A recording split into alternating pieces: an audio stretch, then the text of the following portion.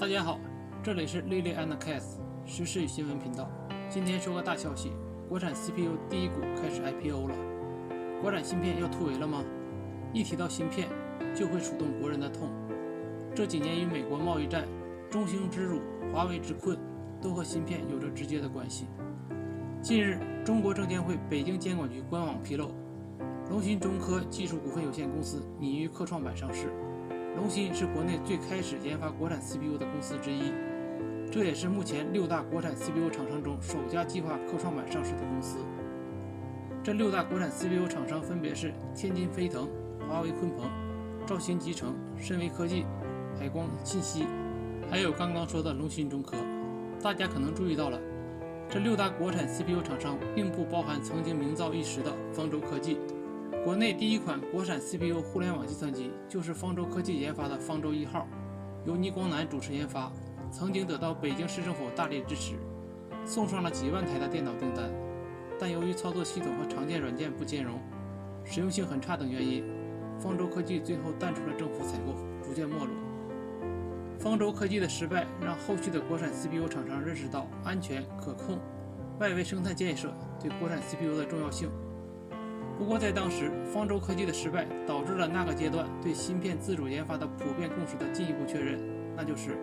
技工贸不如贸工技，芯片造不如买，买不如租。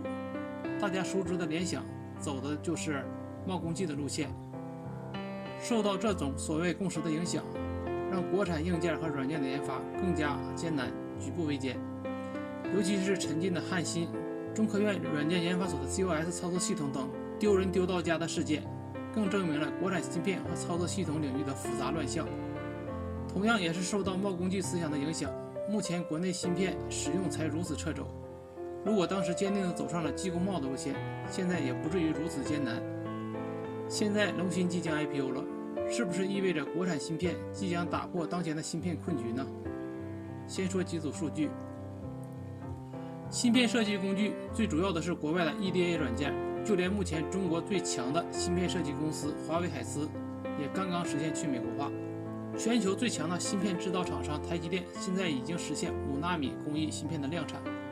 而大陆最强的芯片制造公司中芯国际刚刚才实现14纳米的量产，前不久还出现内讧，至今没平复。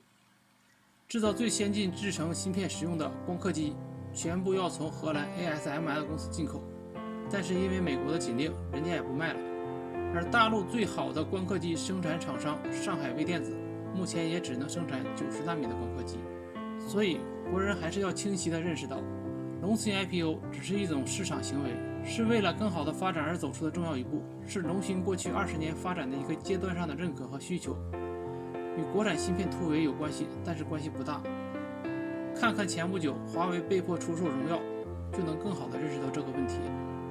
中国拥有庞大的内需市场，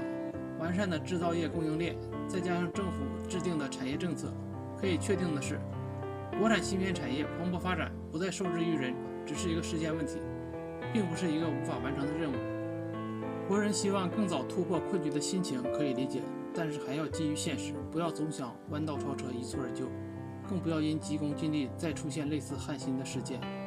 祝愿国产芯片能早日突破困局。今天的评论就到这里，这里是 Lily and Cats 时事与新闻频道，我们下次再见。